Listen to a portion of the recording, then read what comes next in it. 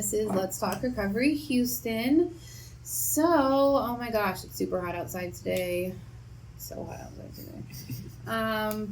So this is Lucas. I know a lot of you guys probably know him from like Posto Club and the Right Step, right? No, PaRC. The PaRC. My bad, sorry. So I've got to know him just from like being around a couple different places, and I'm super excited for him to share his story today. So yeah, it's all you, Mr. Lucas. How y'all doing? I'm Lucas. I'm definitely a grateful recovering alcoholic and drug addict. So this is the first time outside of like a birthday night sitting that I have ever actually told my story. So, and talking with a few people about like, okay, like how do I do this? Because I don't really do speaker meetings, so I never really listened to them.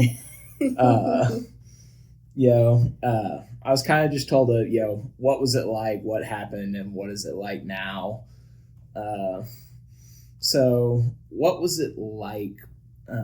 I grew up, fairly normal childhood, all that. That was, there was really nothing out of the ordinary. I didn't even start drinking until I was, I don't know, maybe 16 or 17 before I even had my first beer.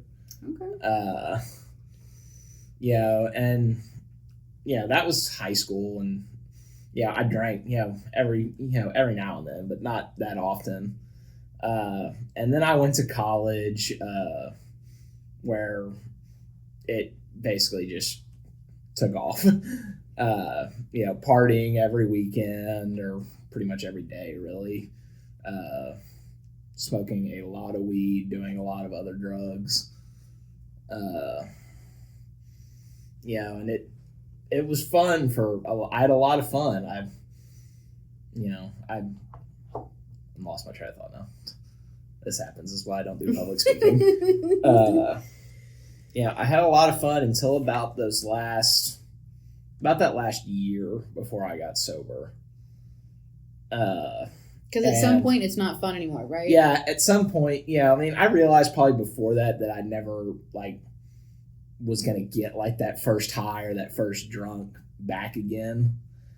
But about that last year, it stopped being, fun and a social activity and turned into, and I need this to actually function activity. And I knew probably about, 6 months, 7 months before I got sober that I had a problem.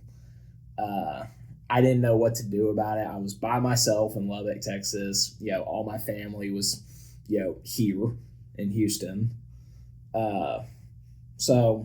And I had buddies, and I lived by that mentality of you can't be an alcoholic and a drug addict in college. Yeah. I went to a party school. And quite frankly, in Lubbock, Texas, there ain't shit to fucking do other than drink or get high. I've driven through there. I would concur with that statement. I knew I had a problem because I couldn't act like a normal human being if I wasn't high or fucked up in some way, shape, or form. So I got real bad, overdosed on a pretty heavy cocaine and pain pill combination. Spent 4 days in the hospital. And two of my cousins, who are more like brothers to me, basically came, packed up all my shit, and stuck me on a flight and threw me in rehab. That was the weekend. That was Valentine's Day. The weekend they came up, the weekend I overdosed, or the day I overdosed, was Valentine's Day of 2019. No significant reason to Valentine's Day of 2019. It happened to be February 14th. So I spent the 14th, 15th, 16th, and 17th in the hospital recovering from my overdose. Checked out the night of the 17th, got home, flew back to Houston the 18th, checked into the PaRC the 19th. and I've been sober ever since. So that was the what was it like and what happened. The what is it like now? My life has definitely taken a total 180. I do not feel the need to shove additives into my body, on a constant basis. And this is the point where I was told to kind of just go through my 12 steps. So my 1, 2, and 3 were probably honestly like the hardest part of my getting sober. Because I was and I still am a control freak. I like shit done my way. Me too. That's just how I am. So when you're telling me that, I have to surrender that control over to, a higher power, I'm like, fuck you. I'm going to do this shit my way. And then that whole concept of, the God as we understand him, that was a hard thing for me because I grew up in the church. I was very religious until I got to college. And I'm like, I'm not waking up for a 9 a.m. Sunday morning church service when I've been partying until 4 a.m. Saturday night. Not going to happen. And then about the last 2 years before I got sober, I lost 9 people that were either family or really close friends. So I had a big resentment against my God because that was not, I grew up with the God of the New Testament. Lutherans, we don't really focus a whole lot on the Old Testament God, of that wrath and punishment God. And that was the God that I'd saw my last 2 years before I got sober. So then, I started thinking, then I heard a quote from a guy at the park who he has a couple years, almost 3 years now. And he said something that really stuck with me. And that was that his higher power, he just calls something. Like, doesn't call him God. And it's something that's not me. And that stuck. And that's how I got through my step 1, 2, and 3. 4, having to take an inventory of myself. That wasn't fun. No. That just even thinking about shit that I had not even thought about in 15 years and having to put that out, I'm like, so that's why I did some shit. Yeah, because it's not fun because you have to dig, right? And bring up stuff that it's just great. I got to think about, all this bullshit. And then 5, having to tell it to another person. That was great. Here's every fucked up, depraved thing that I've done in my life.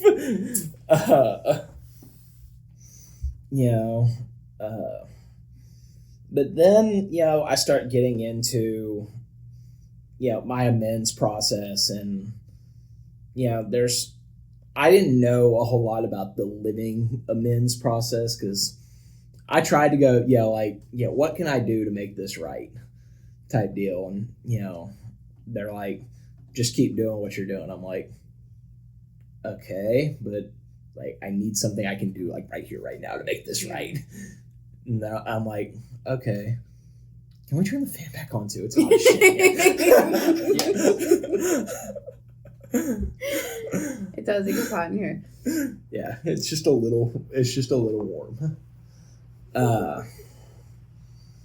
But that living amends, I try to do that every single day, and just, be the best person that I can be. My sponsor has a wonderful saying, because I know he's sitting here watching it right now, that is trust God, clean house, and help others. And that is how I try to live my life every single day. And I feel that if I can do that I'll stay sober today. I don't plan on, I'll have, God willing, 17 months tomorrow. That's what's up. tomorrow. But I don't plan on making it to, day set, 17 months in one day. I plan on staying sober today, and I do everything that I can to accomplish that. Which statistically, is a big deal that you only went to treatment one time, right? So far. Right? That you have 17 months after only doing this one time. Because what Dr. Powers said, it's like, usually 4, the average is like 4 or 5 treatment stays and like 7 attempts or something before most people actually are like, okay. Yeah, I think, I have the one treatment stay, but I'd done, the white knuckle recovery for, I'd had 4 or 5 runs of that where, I'd get, 2 or 3 months where I didn't drink, I didn't smoke weed, I didn't do any drugs. And then I'd be at a party one night and I'd be like, fuck it. So, one time of actually like going and working the program and doing that. But like my current sponsor, he's my second one because my first one took me through my 12 steps, and then he's like, yeah, see ya. Relapse. And at almost 4 years, had a relapse. So I'm like, okay, thanks for dropping that ball on me. That's hard. So. Because that's hard, right? When, and me and someone else talked about this, when you see someone that has time, multiple years, and then they relapse, and it's like, oh shit, okay, well they've done all this stuff, right? They've done all the things you're supposed to do, and then they relapse. Yeah. Like, oh crap.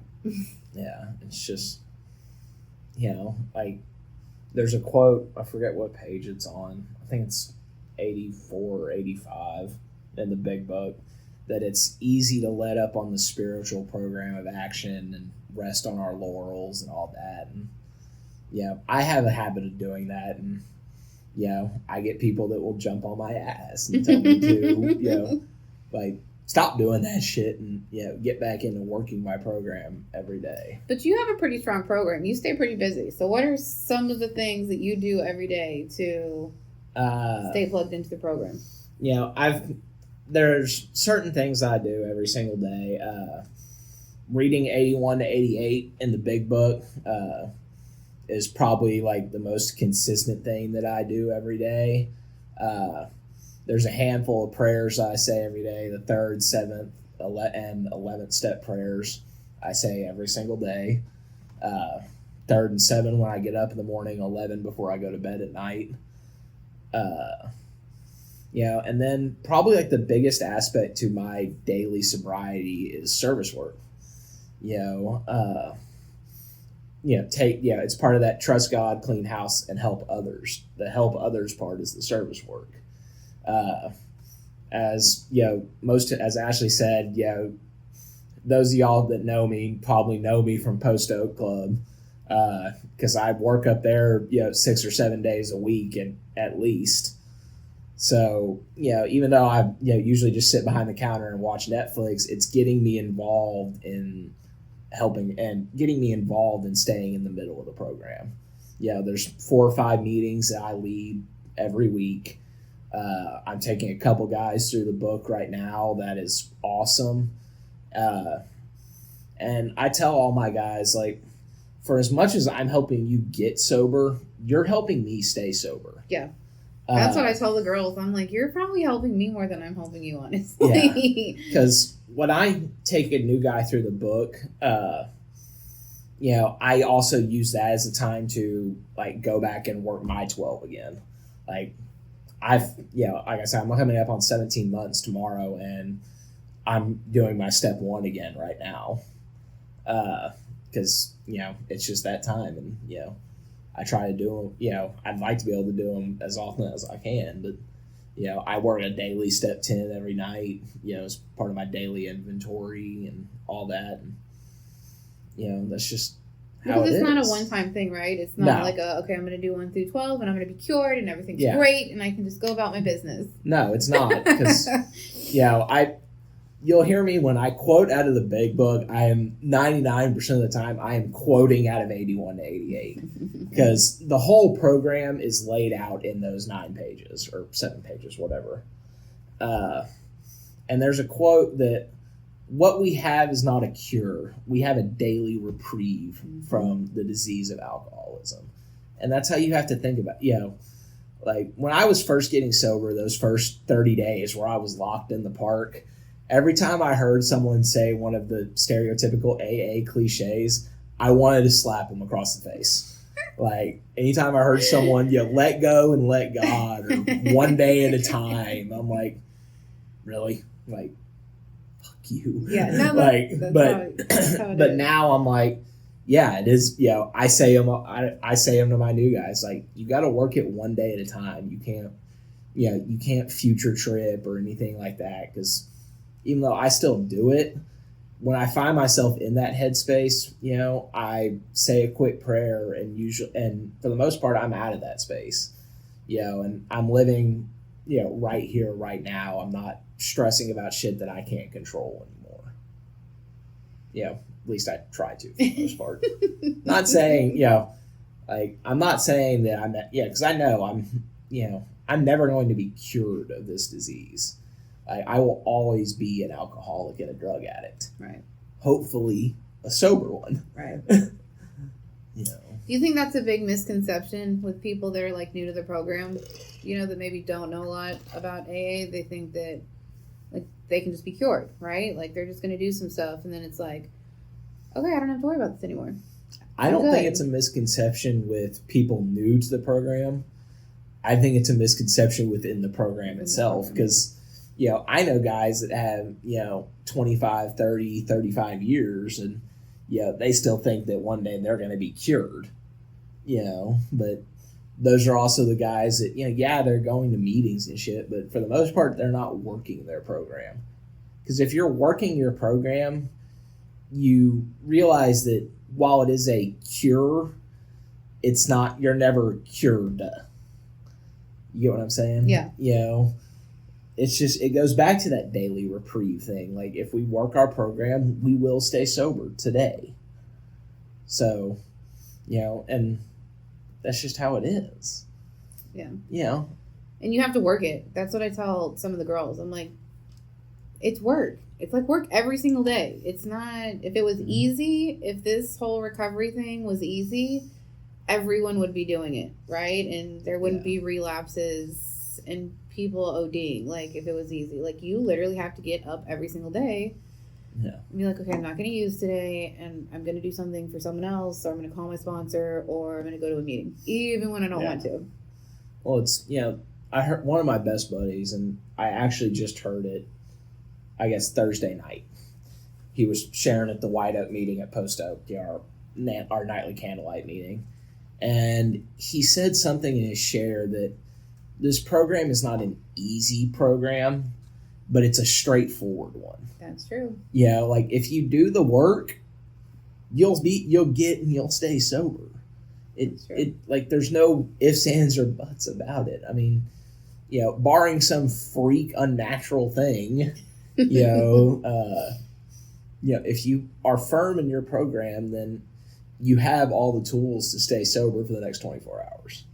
Yeah, because I think most people, when they relapse, right, like, they pretty much know what they did, right? They stopped going to meetings, or they stopped calling their sponsor. Maybe they started hanging out with people that aren't sober, and there's that fun cliche, right? You sit in the barber shop long enough, you're going to get a haircut. Like, they can pretty quickly look and be like, okay, yeah, these are things I stopped doing. Yeah. And when you stop doing what's working, it's going to be pretty chaotic. At least for me, pretty freaking fast. Yeah. I mean, like I have, like I've got buddies that are normies that, they know I'm in the program. And I was with one of them a few weeks ago. He happened to be in town for some business thing. So we went and had lunch, and he was a buddy I used to smoke with and all that. He's like, so you can never smoke weed again. I'm like, it's not that I couldn't smoke weed again. It's the fact that if I started smoking weed again, it would be a real short, step to being blackout drunk and high on cocaine. Yeah. Because, I mean, for as cliche as it is, I know plenty of people that are, in the program, but they believe in the marijuana maintenance program. That they just smoke weed. And you know what? If that works for you to stop drinking and you can live your life like that, more power to you. Yeah, that's what I said. I'm like, kudos to you, because I cannot do that. Eventually, I'm going to be smoking methamphetamines. Yeah, I mean, it's if you can do it and it works for you, great. It ain't gonna work for me though. Yeah. So what's your family like? So your family basically hijacked you, right? Put you on a plane, sent you to treatment. Were they kind of like, this is your ultimatum, you have to do this, or we're cutting you off? Or pretty much. My mom's... Were they good enablers? Because I had some great family enablers for a very long time. They were a little bit of both. With me, they are pretty much I had some family that, like my two cousins were basically like, we're not, like we're getting you help because we care about you, not we're cutting you off. My mom was kind of, I'm going to cut you off, type deal. Like if you don't do this, like that's it. Yeah. And that's kind of how she's been ever since I got sober, that, it's basically, you relapse, I'm done. I'm like, okay. And it's not something I really think about, but at the same time, it's not necessarily a motivating factor to me staying sober, but it is there. It helps, right? Yeah, that having that knowledge in the back of my head that, and that I don't want to say fear of losing that relationship with my mom. It's definitely there though. And it does help me stay sober to an extent. So what did you do after treatment? Did you go to a sober living or anything like that? I moved went from treatment to... I went from treatment. I moved into my dad's house. I stayed there for, I don't know, maybe 4 or 5 months. And then I moved into then I decided, I kind of had a bit of a blow up with my dad. Basically just some personal shit that him and I, have always had a very contentious relationship. So I basically just said, I'm done here. And I moved in with my mom, and that's where I've been since. Is she supportive of your stuff, even though there's that No, she's very supportive of it. She is very, very, she loves how involved I am in my program. I've talked to several of her friends who have children that are struggling with some issues. About, trying to get them involved in the program. So she is very supportive. My dad, not so much. Because in both my mom and my dad's families, the alcoholic, the drug addict, was that, burnout, not good for anything, mooch. And where I was that to a certain extent, not to the levels that my two uncles took it. Okay. So, it. Is it my they dad has don't understand I feel like maybe addiction and stuff my mom does. Because my mom's okay. done the Al-Anon thing, not with me, but with her family. She's done Al-Anon. My dad, I still think to this day, refuses to accept that his son is an alcoholic and drug addict, which, that's his business. I know where I am in my program, and I know where I am in my life, and, I know I'm an alcoholic. I know I'm a drug addict. I accept that, but today, I'm a sober one. Yeah. So, and that's all I can do. Okay. So, let's do... How do you think others like you could benefit from recovery should they choose this path? Like others like me can benefit from recovery? Like addicts. How do you think other addicts and alcoholics could benefit if they chose recovery instead of what they're currently doing? I know for me that I have gotten a life there's a lot of people that say they got their life back in recovery. when they got sober. I didn't. I got a life that is way better than the life that I had. Because I actually get to be present for things now. I get to show up for my family. And I wasn't able to do that before.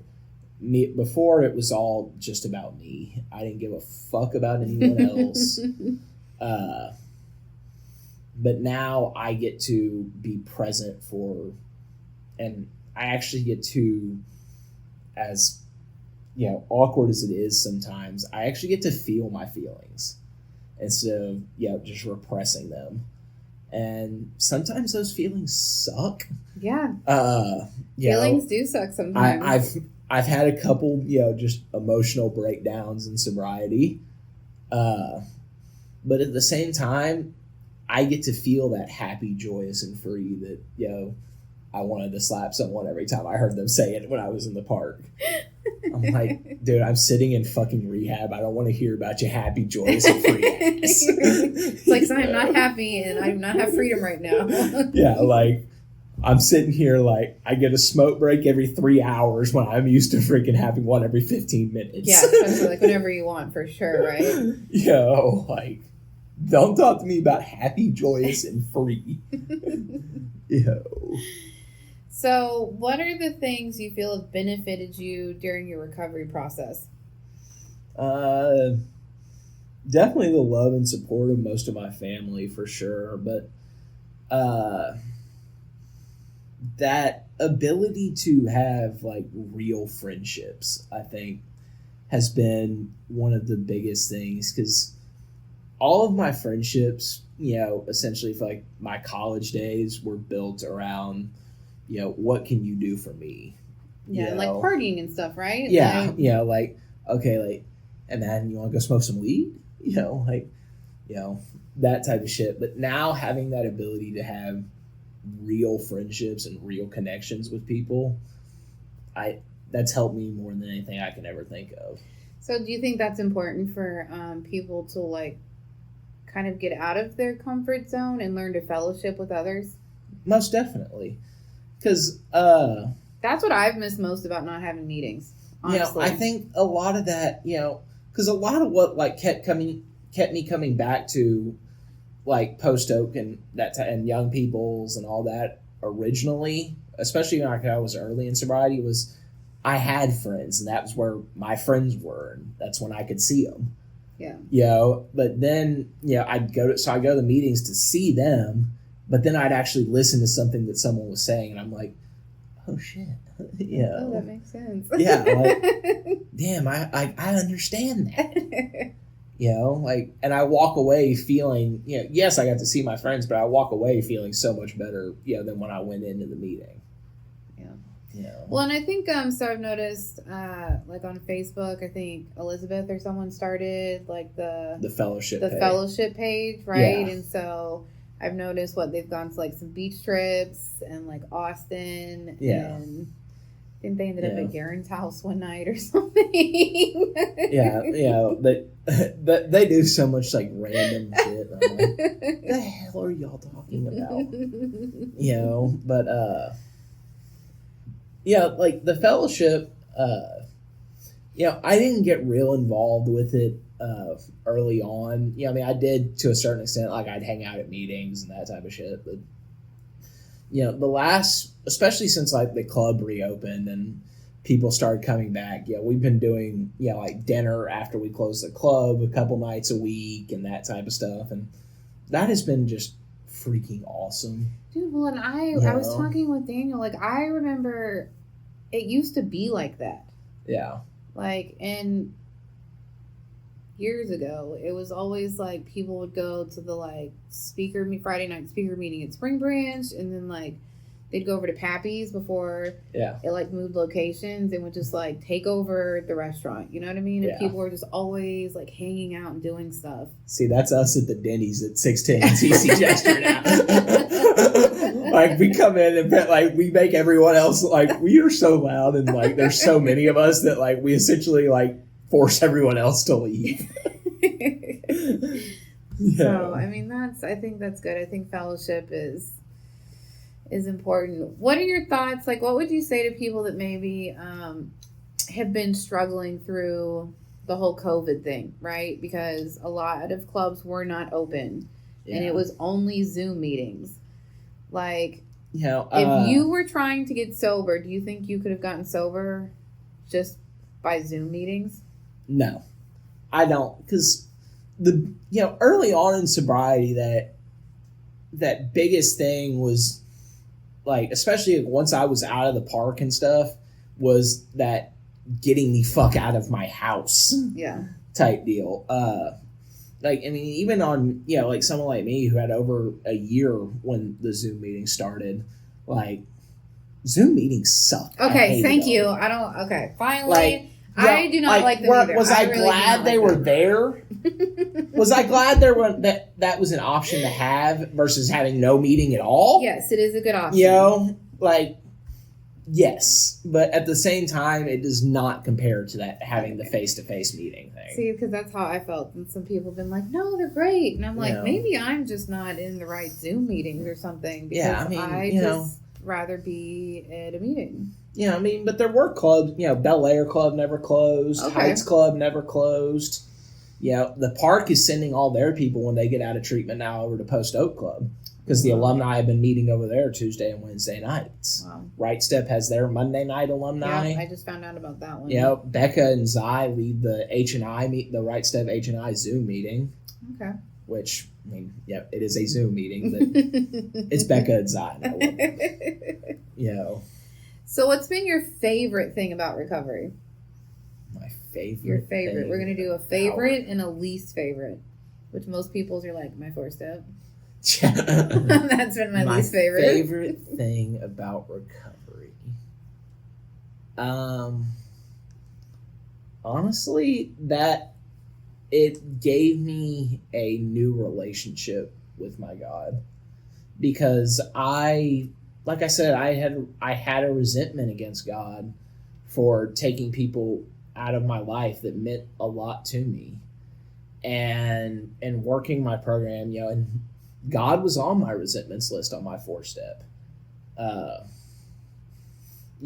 now I actually have that wherewithal to actually pray to my God and not have the, okay, what can you do for me, God? It's what can I do for you?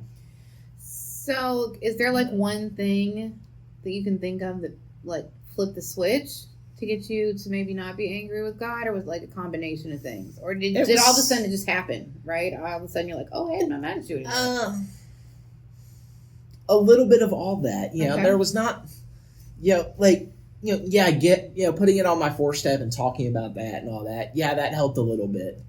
But it also evolved over time that, that higher power went from just being something that's not me to being my actual God. That I grew up with and that I believe in. It just, it kind of just evolved, and it's still evolving to that day. And, there are still times that, I do, around those, death date anniversaries that, I still build up a little bit of resentment against God because I wish those people were here. Right. But at the same time, I know now that God did all of that for a reason. I know that he didn't just say, it wasn't just a big fuck you to Lucas. It was, he did that for a reason. Now, I may never understand what those reasons are, but I know that there is some reason behind it. Do you think it's interesting that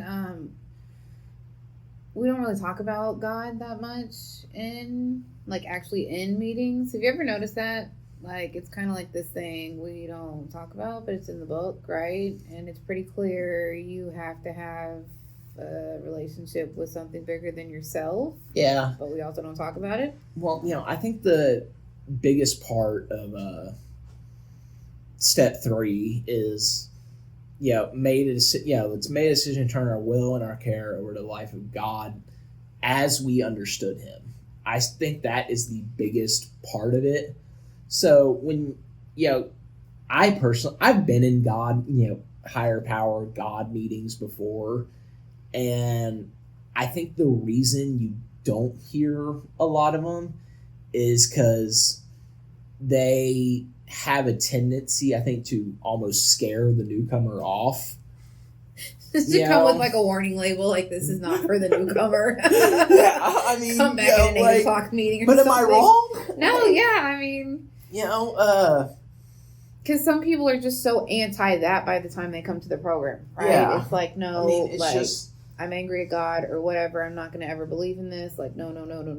So, I mean, I could see where it's like, hey, actually, you're going to need to come to terms with some stuff. Yeah, I mean, I think that God understanding is not something that necessarily happens in the room. I think that's something that happens with you and in conversations with your sponsor. And that's not something that is really going to happen, in a room at a 4:30 40 p.m. meeting, with 40 fucking people. It's just, no, I mean, it happened to happen that way for me because they were doing a God meeting at the park. Everyone's opinions are different too, right? Because it's at of my own understanding. So my higher power might be completely different than your higher power, right? So maybe it's we're saving great debates from happening inside of Oh yeah, I mean, it's just, that is what it is. I mean, so what's been your least favorite thing about recovery? Much as I hate to say it, I really don't know what my least favorite part of recovery is. It used to be having to deal with 610 traffic going out to the Heights every day. Yeah, that's pretty brutal. But ever since White Oak moved over to Post Oak Club, I really haven't had to do that. So, and that's some brutal traffic. Too. So, other than that, had you asked me that question 6 months ago, that's what I would have said. Traffic.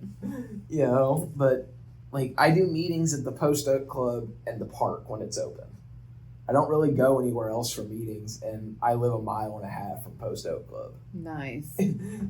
So my least favorite part of recovery,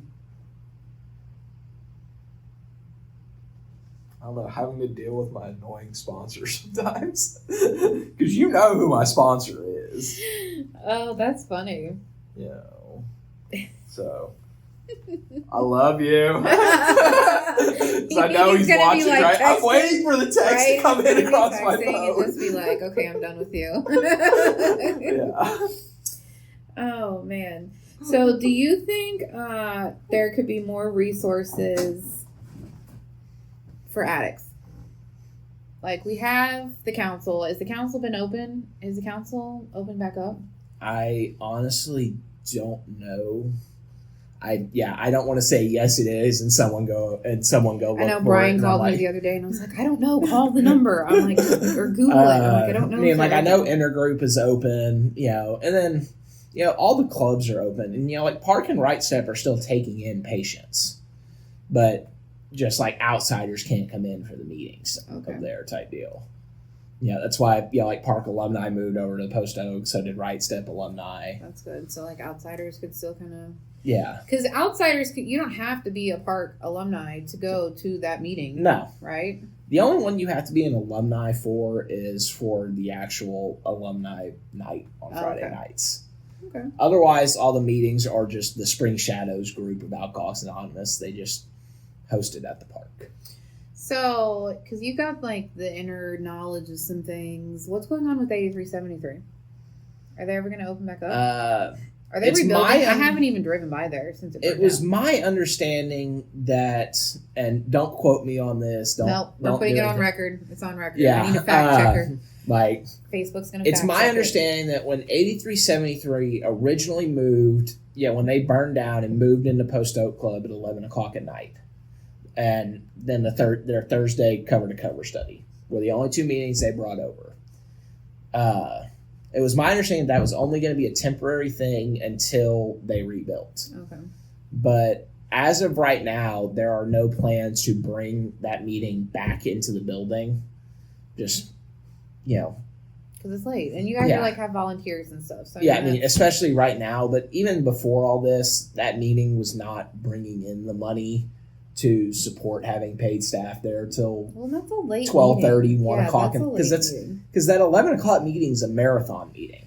It See, doesn't I've never end been until to every single person has had the opportunity to share. And Oh, really? yeah, and I've been in that meeting where there's 45, 50 people in that meeting. Oh, see, now I feel like Yeah. a jerk because I used to have people when I was staff somewhere be like, "Oh, we're going to the 11 o'clock," and then I'd be blowing them up at like 1 a.m. being like, "Where are you at?" And they're like, "We're still at this meeting," and I'm like, Yeah. "It's 1 a.m." Like, no, you're not. It's still at a meeting. I didn't know. No, it's a marathon meeting. Oh, wow. So Okay. I mean, like granted, it usually ended right about 12:30 when it was in when it was at Post Oak. But I remember times in 8373's building being there till 2:30 in the morning. Is there the big book study on Thursday still? Yeah, That's Charlie still does the big book study every day. It's every Thursday at 6:30. 12 and 12 study at 8 o'clock. Okay. Uh, I like big book. I'm a nerd. I like big book studies. yeah. Let's see. I'm trying to think. Yeah. And you guys Monday are 6:30 is Right Step. Tuesday, Wednesday is PaRC. Thursday is Big Book. Friday is Promises. Saturday is, I'm not sure. Yeah, I don't know what the That's your day off, so you don't know. Yeah. And then Sunday 5 o'clock. Room 1 is men's. Room 2 is women's. 6:30 is another Big Book study on Sundays. And then 8 o'clock Young People's. That's what's up. So Okay. And you guys still need volunteers, right? always. Always need volunteers. So if you need to do some service work, We are a nonprofit organization, so we can sign off for the state of Texas too for community service hours. there you go. So where do you see yourself? Let's do 3 months from now. So 3 months. 3 months from now. Puts us what, You- October? If you keep doing what you've been doing, where do you see yourself? Or we could go more out. Where do you see yourself in a year? In a year, I'd like to be moved out of my mom's place at the very least. That was going to be my 3-month answer too. So there's that. But I'd like to do I'd like to go to work in something revolving around the program. Okay. Would be Are something you I thinking think. like a recovery coach or actually like No, going to because college I hate to do the like idea of a LCDC? recovery. Yeah, I hate the idea of recovery coach. Because my understanding is that that's just a sponsor that you pay. Well, and it's like a lot of like goal setting and Yeah, like case life No, managing more- for someone else. More like the LCDC side of things. Are almost going and being like a PCA at the park. Like one of the guys that like works in the little office in the RTC rooms and that type of stuff. And What's up?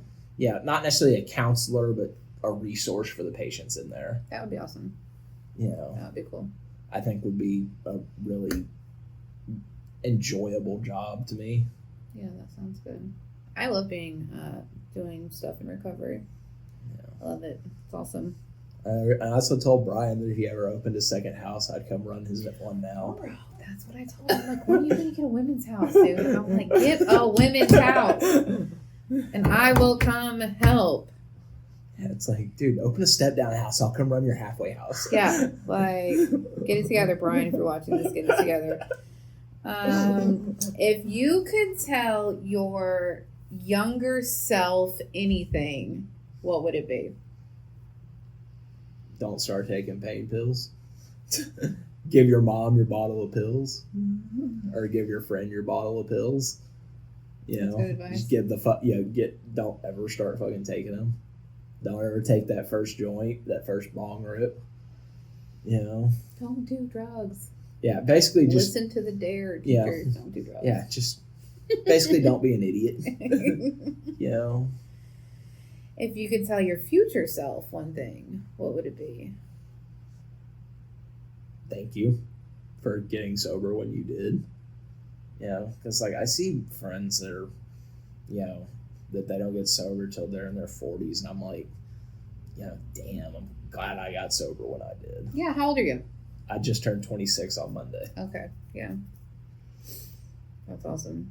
Yeah. Do it young. I wish I would have. Holy cow. Oh my God. I wish I would have gotten sober 20 years ago when my mom put me in rehab. But I just wasn't ready, right? And when you're not ready, like you're just not ready.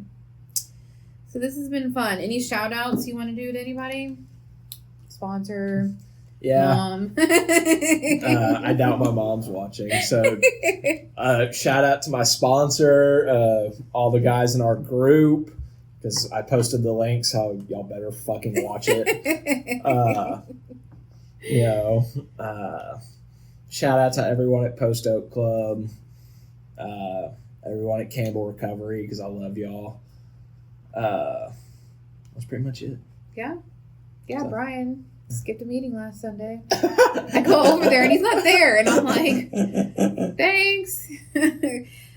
So this was awesome. Okay, shout out to Transformations for letting me use the building. Make sure you like us and share on Facebook and YouTube, and you can also find us on Spotify, iTunes, Google Podcasts, and Instagram. So awesome. Thank you guys, and have a good rest of your weekend.